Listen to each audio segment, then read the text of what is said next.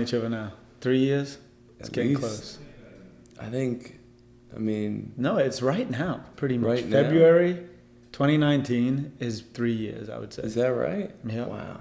Since we were in the negotiations for the first space. I And remember that. God, you were a pain in the ass. it's true. Yeah. I really was. Because when I look back on it now, I realize but it was a good learning experience for me I remember signing that first lease and being completely terrified of, I think I put a 2-year break clause in there and all kinds of stuff. And you're like, well, I've never heard of this, but all right. Yeah. I mean, I remember that. I remember thinking that I could see the passion that you had. And I remember feeling like if you had the ability to stick with it as a short Englishman to go play pro basketball, I was like, he's gonna be able to be successful running a gym, Right. Because he's not gonna quit. Yeah. Right. I knew that, and I felt like the package of you and Lauren was a really strong package because I could see kind of the supporting elements of you two as partners with complementary skills and also with a set income. Mm-hmm. I mean, that was part of it too, but I saw in you guys that potential. But I remember that because I think you guys had just shot your but it's amazing to House think Hunter video. how far because we just bought the house, Right.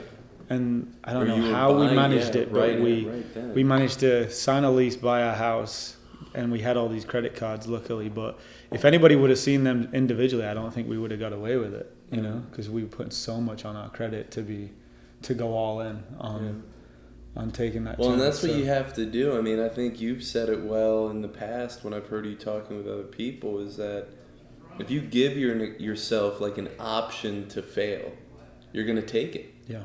And it's like when you go all in, when you say, no, I'm going to do this and I'm going to make this work no matter what, you don't have another choice. There is no plan B. It's like I have a plan A, B, and C for how I'm going to make this work, but there is no other option.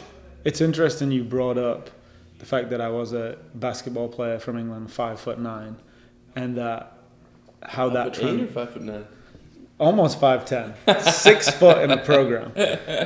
So, but it's interesting that you bring that up because that was the dream. The dream was to come to America, and it doesn't even seem feasible with everything that I had going on. 5'9" from England, not super athletic, and then to then apply that into business. Where would you say dreams have made an impact in your life and stuff like that? Well, I think from the time I was a kid, man, I wanted to be a real estate developer, and I always envisioned myself as being an entrepreneur. I mean, I remember when I was like 6 or 7 years old, writing a business plan in my grandparents' living room, and dreaming about how exciting it was that the harder I worked, the more money I could make, the more success I could achieve. And so that was, that was something that I think my parents and my grandparents instilled in me at a very young age. And I saw it in my uncle and my folks. And, it was just endemic in my family and their circle that everyone was an entrepreneur.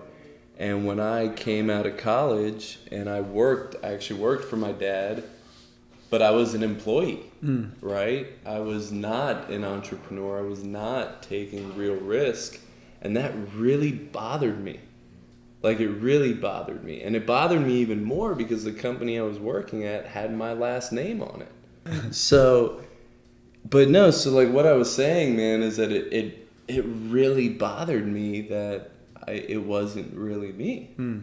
And so when the economy tanked, and my dad was like, I'm out, you got a few months, find a job or start a company. I went on a few job interviews with fucking McDonald's of all places, and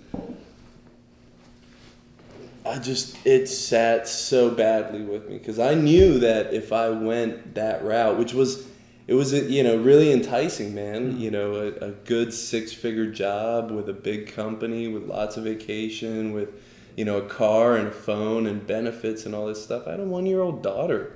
My wife was working in the university setting. It was like this. 2010. This was like salvation. Yeah. And I knew I couldn't let myself do that, and that was, it was kind of a decision that came to me. I think I've told you this story before, where I'm sitting there in like the 5th interview, and the guy's like, "Do you want this job?" And I was like, "No, I don't want this job." So it's 2010. It's 2010.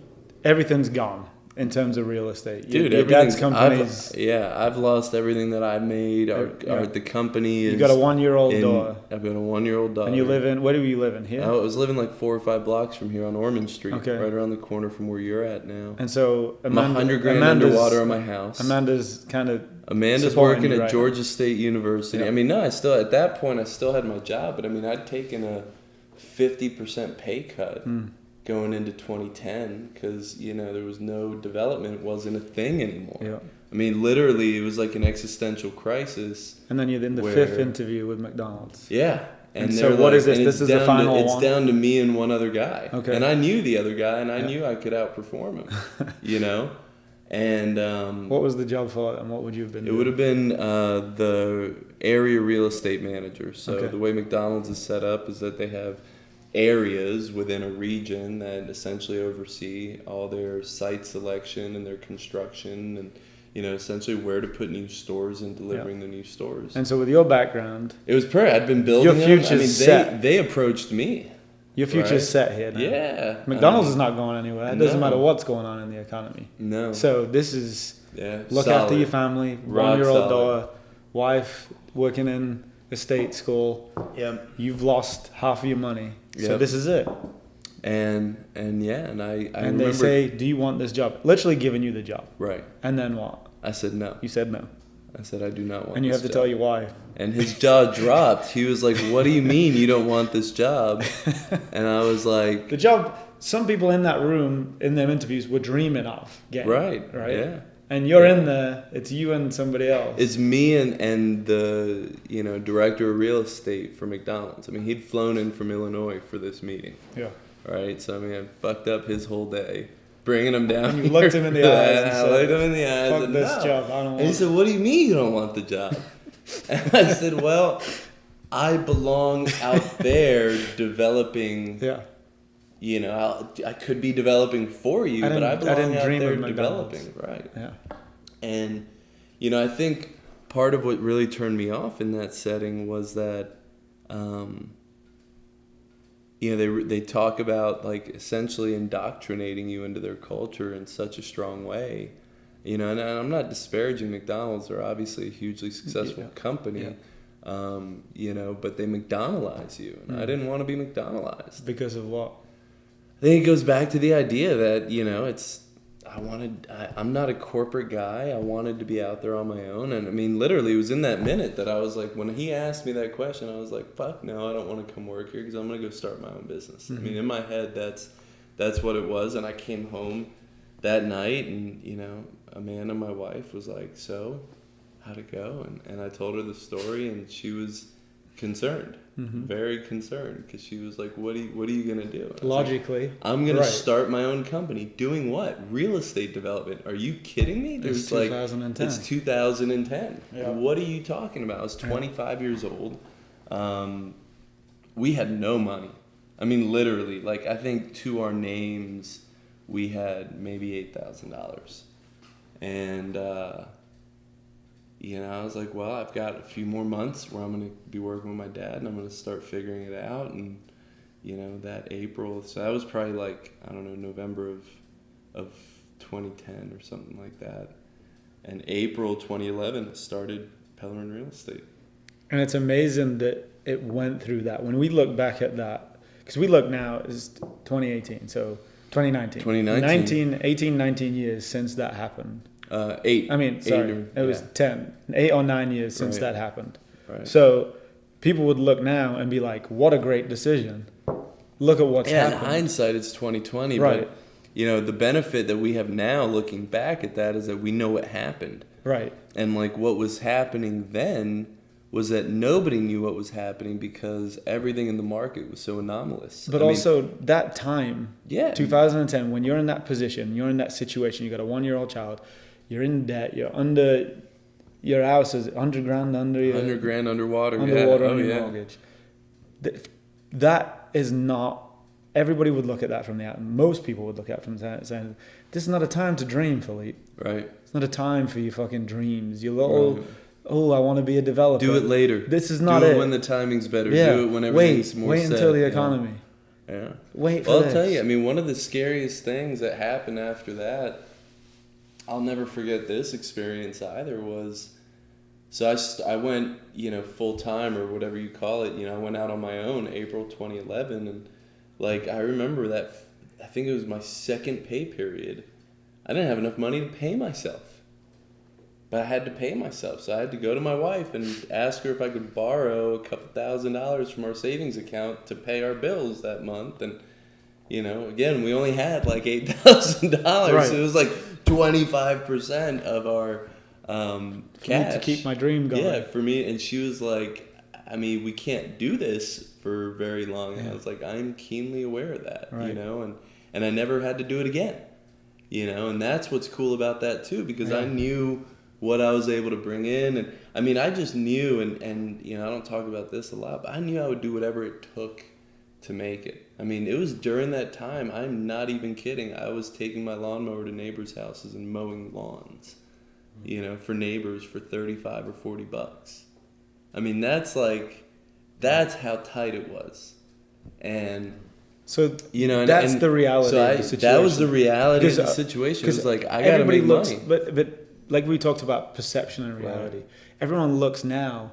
That was, in the grand scheme of everything, that was 8-9 years ago. Right. That's not a long time. It's not a long to go time. From people look and be like, Philippe, he has all this stuff at 33, 34. 34 now. 34.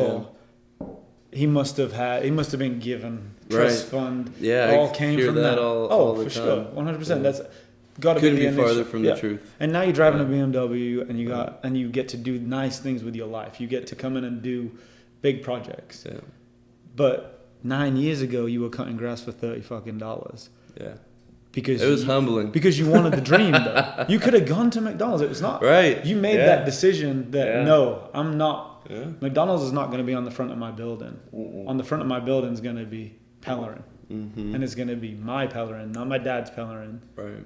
And so people don't understand that reality. They just see the final product. When you see an athlete performing on court, you see Kobe Bryant, man, he's so talented. Right. Right? It's not. Well, yeah, people, and, that kind of goes back to what we were talking about before we started filming, which was, perceptions and reality are two separate things. And, I think it's important as an entrepreneur.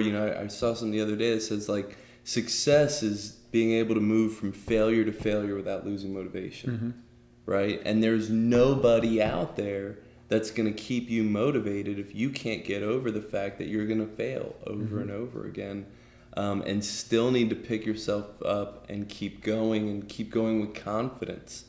And I think that, I was going to go somewhere else with that, but what we were talking about was that perception versus reality. And a lot of people perceive me one way because in their mind, they imagine what the reality must have been in order for me to have ended up where I'm at. It's easier to perceive that. Right. And then they have a perception about what it's like to be where I'm at in my career. I mean, dude, in the grand scheme of things, I mean, I'm extremely small potatoes when it comes to real estate development, mm-hmm. and I'm still trying to grow. Yeah. It's going from 2011 to 2014, I was doing deals for other people. I was still, I was working for myself, but I was creating all the value that I create now for myself for others. Mm-hmm. But a lot of that centered around nonprofits. So that felt really good, right? And it gave me the ability to develop my own track record on my own,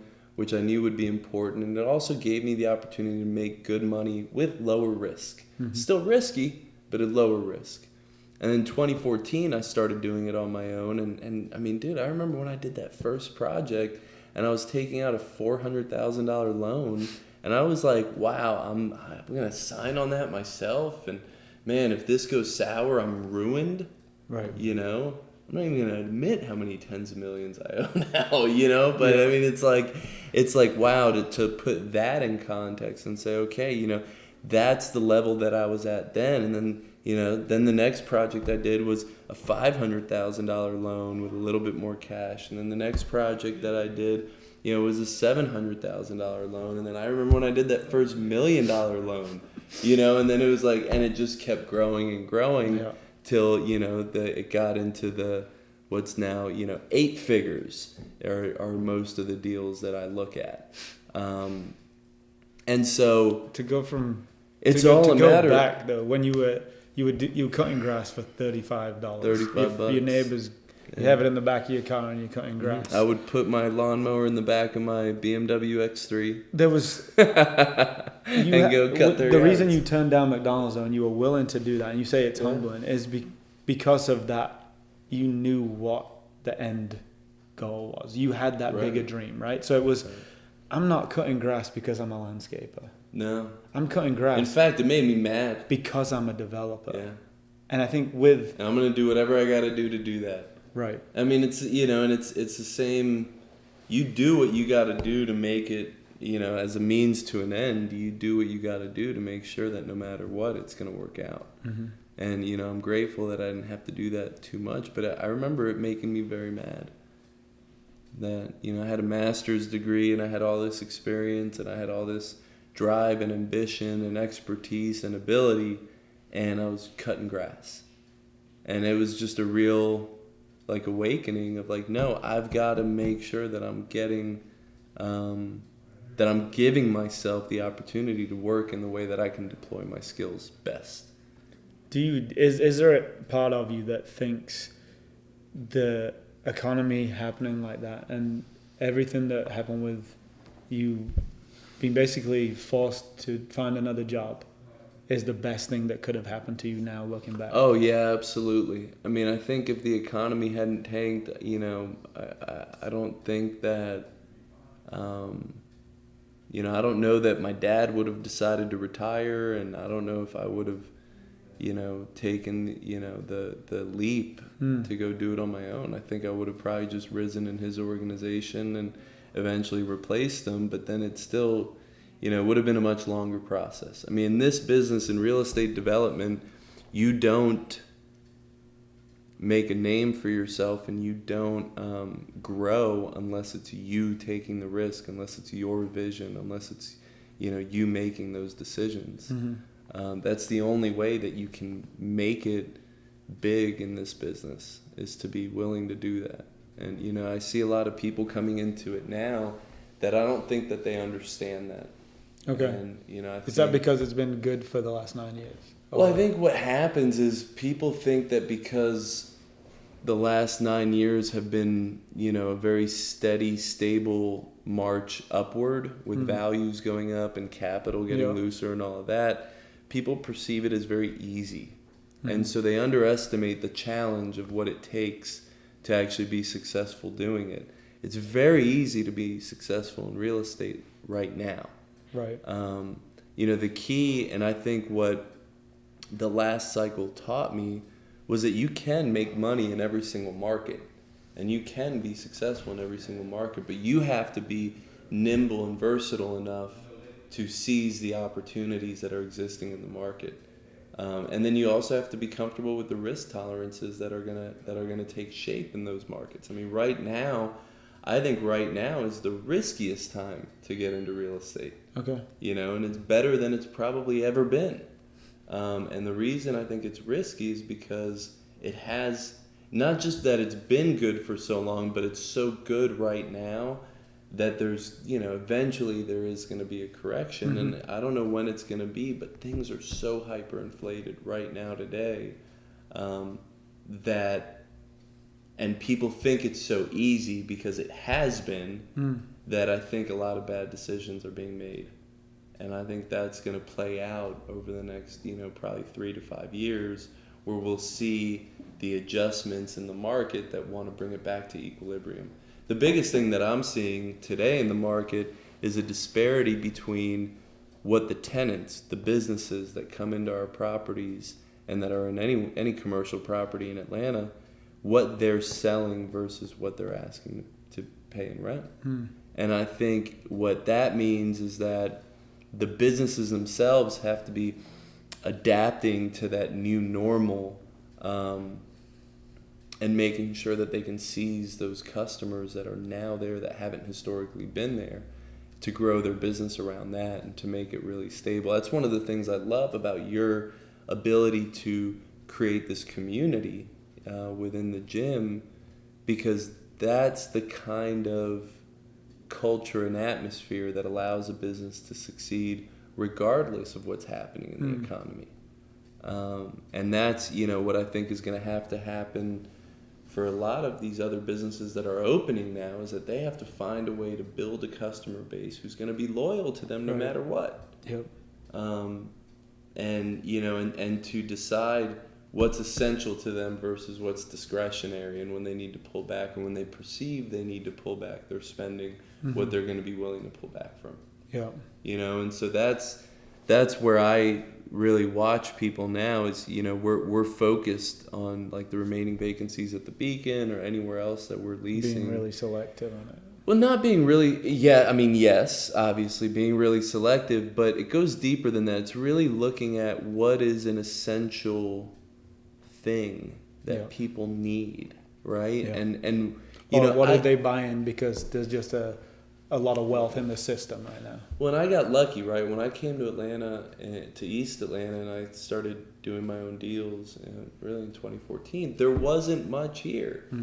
Right? There were a lot of people, there wasn't much in the way of services. So most of our tenant base is catering to services in what would have historically been a retail location. Yeah. But I mean, if you look across all of our tenants, I mean, we have about 100 tenants. None of them sell anything.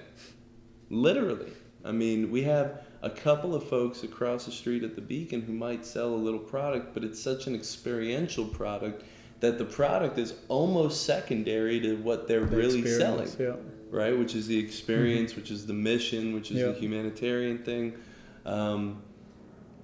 So that's a major structural shift in something.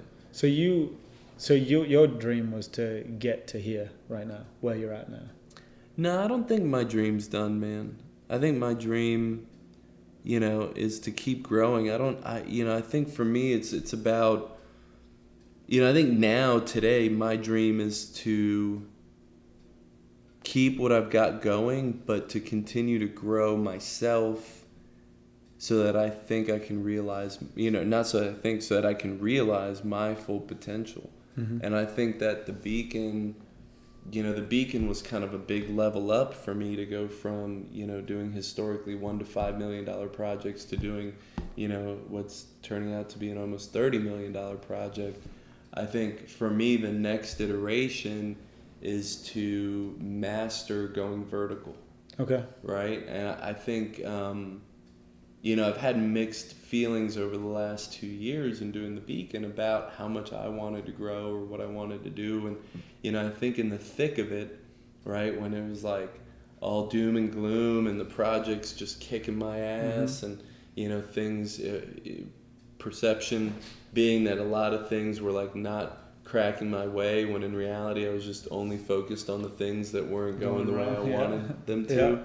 But now that I think I'm getting my head above the treetops a little bit, and the Beacon is stabilizing and, getting to the point where, in the business we say like put to bed. It's like, it's kind of like my major involvement in it is becoming unnecessary because it's starting to be its own organism that's going to grow and flourish and adapt and reinvent itself on its own without me having to tinker with it. Now I'm feeling a little bit of that sense of relief, like I can go focus on the next version of the Beacon. And so, what that means, I mean, I was looking at a project last month that, had the potential to be a $200 million project. I was out this morning driving something that has the potential to be a $35 million project. Yeah. And so so for me, I think it's important with my personality type to stay active. Yeah. And to make sure, I'm happiest when I'm busy. I'm happiest when I'm helping other people. And I'm happiest when I perceive that I'm adding value.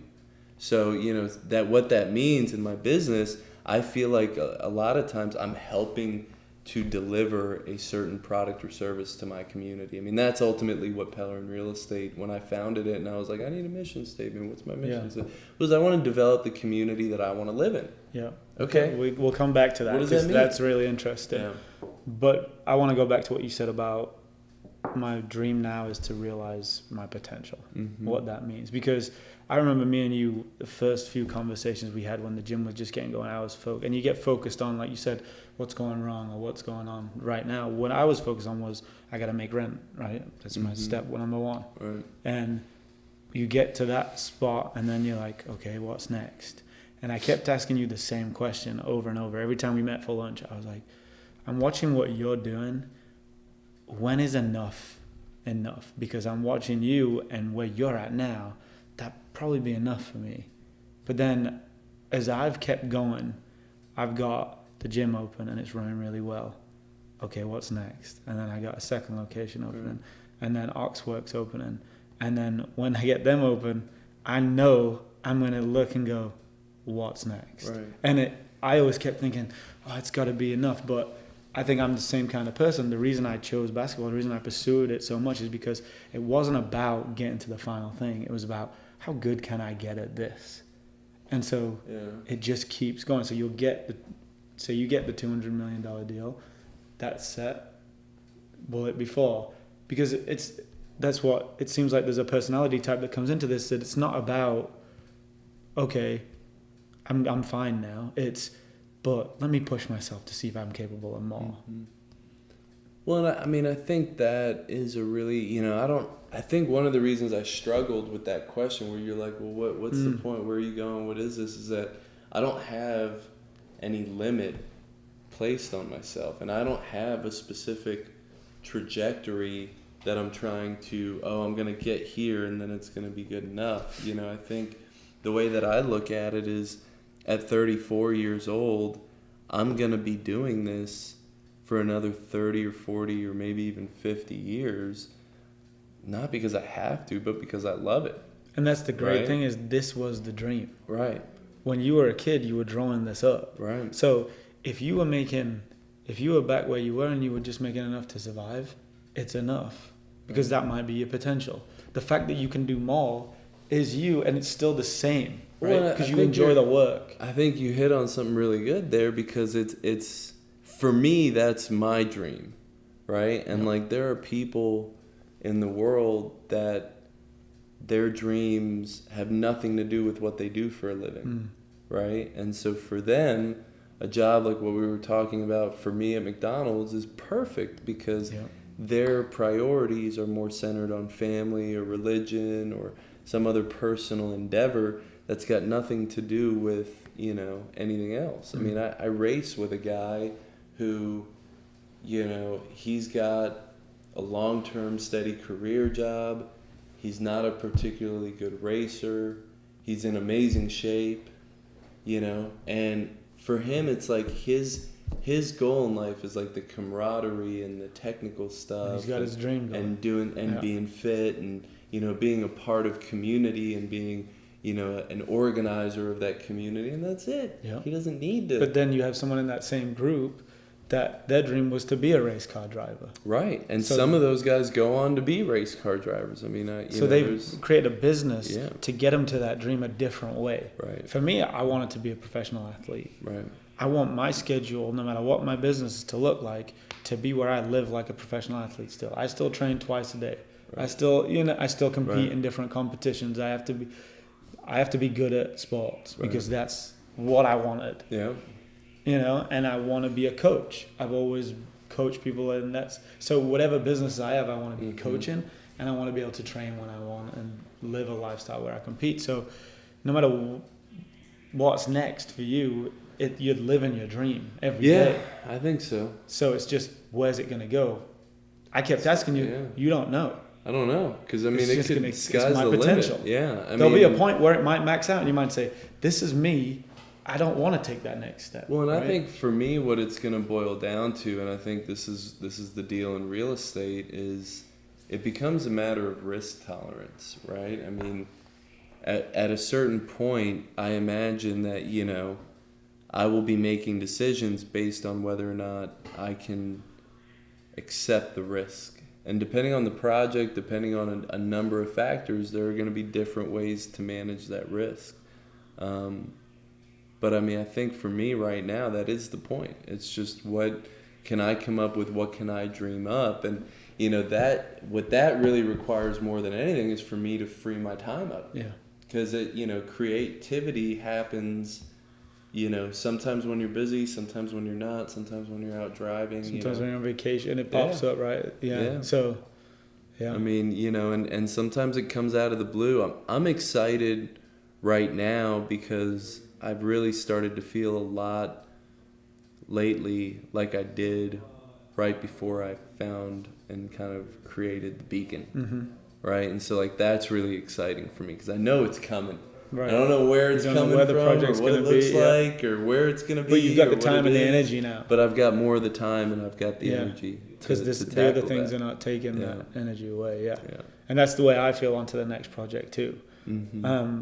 If somebody came in here right now and they said, I have a business idea, what do I need to do? If you could only give them one thing, what would be the major piece of advice?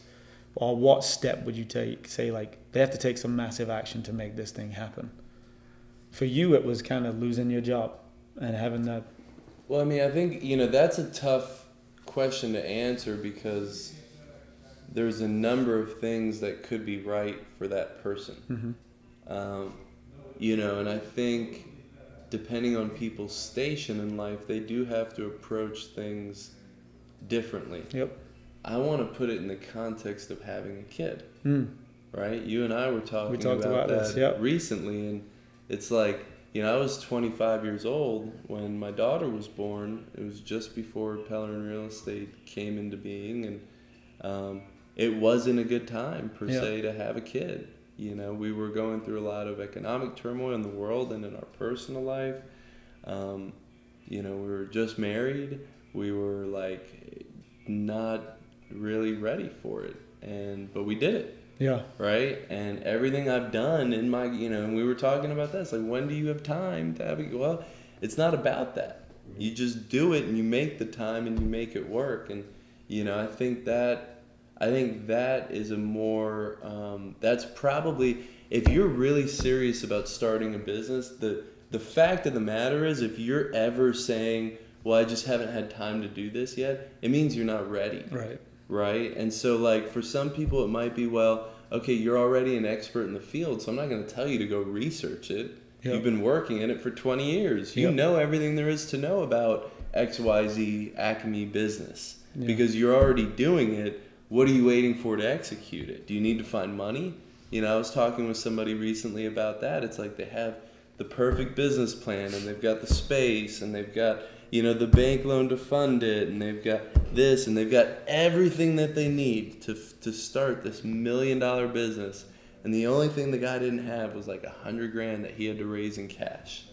And I'm like, how do you have all this and you can't? Well, I don't have the network for it. Really, why not?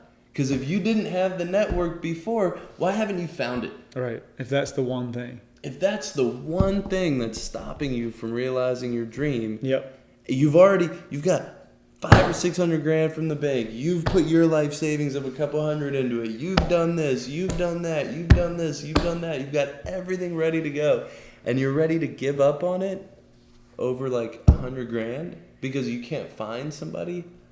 Then it was never going to be successful anyway. Are you kidding me? But it was never, because we've talked about times when you had to find millions of dollars. This guy's been spinning his wheels for 2 years to get this thing off the ground, and then at the last minute, the last $100,000, mm-hmm. And it's that's all it took. Yeah. To get you to give up. Yeah. on everything you've ever wanted. You're that close. And when you and I are talking about it, I'm trying to coach you through this, and your last statement to me is, I can't do it. And that's it. Yeah. I mean, it blows my mind. Like when so it's never the right time. So another good thing that I think I would tell people is you got to humble yourself and be willing to ask for help. Right? Because one thing I've seen, because I have a lot of friends who I've seen their trajectory and their successes, and I'm like blown away by what they've been able to do. When I look at all those different people in my life that have been doing that, what do I see in all of them? They call me constantly to just pick my brain. Hey, what do you think about this? I'm trying to do this. What would you do? Blah, blah, blah, blah, blah. They might not be taking my advice, but I assume they're not just calling me. They're calling me and 10 or 15 or 20 other people. I don't think they have to just be on an island on their own. Because you're not. Yeah. So if you've got a question about how to do something, call people. Somebody's probably and done ask them until you find them. Yeah.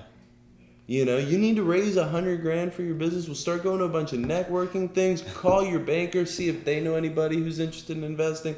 See who they, call some CPAs and see if they have any clients who are looking to invest in it. Like, you go out there and you figure it out. And how do you figure it out? You talk to people who are doing what you want to do. So don't be afraid to ask them for help, dude. Yeah. I mean, you know this for a fact about me. Yep. I don't even know how many people you've sent my way who are interested in starting a business or want to get into commercial real estate or want to get into residential real estate or want to make just a life change and they're trying to figure something out. I give freely of my time to anybody who wants to talk about that stuff because it's a way, A, it's a way for me to give back.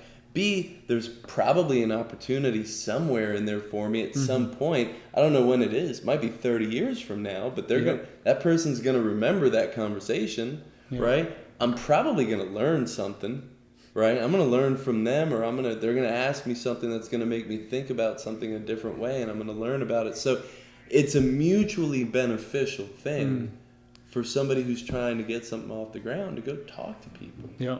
That's what I did. I still do it. I still run into stuff constantly. And instead of thinking, what do? I think, who do I think I know that might have dealt with something like this? Let me call them and just see what they would do. Yeah. And then even if I call them and they go, man, that's a tough one. I don't know what to do. They usually say, but you should call this person, right? And so it's like you create this network of support that allows you to find the information from people who know better than you do. And so, I mean, that's really what it all boils down to. Find somebody else who's gone through it or gone through something similar to it or has some expertise that's somehow related to it. And somehow, in all of that, you'll figure it out. And, I mean, that's what it boils down to. Yeah. I mean, our relationship's come a long way in 3 years. From when we first started. I mean, this was the only building that I knew of that you were working on. And you had a couple up the street. And then now, everything that's going on. Who knows where we're going to be in another 3 years, so. Well, when I think about it, man, I mean, 5 years ago, I was probably under contract to buy my first building, right? And you came into my life at a really exciting time because it was a year of major growth for me, which was really exciting and it was terrifying. I think now, what I'm trying to do is tap that same energy because I feel ready for it, and I think just like you're doing with taking on a second gym location and the ox work is, there's a point in going through that process where you don't feel like you're making gains anymore. And I think that's what I was talking about earlier when I kept going back to perception. Kind of take a little step back a lot to go forward, right? Yeah, you had. Well, and I mean, it's kind of like if you're doing some kind of endurance, right? Like if you're trying to train for an endurance run or an endurance row, which I've been doing, it's like you get in the middle of it and you feel like you're going backwards. Right. Why can't I get this freaking counter, this split time under 2:30? That's terrible. Yeah. Well, you're 20,000 meters in. Give yourself a break. You're still going. You're still moving forward. Right. You're still moving forward. And, I think that's something that every project I've ever been on since I started my own company, I thought was going to ruin me. I'm not even kidding.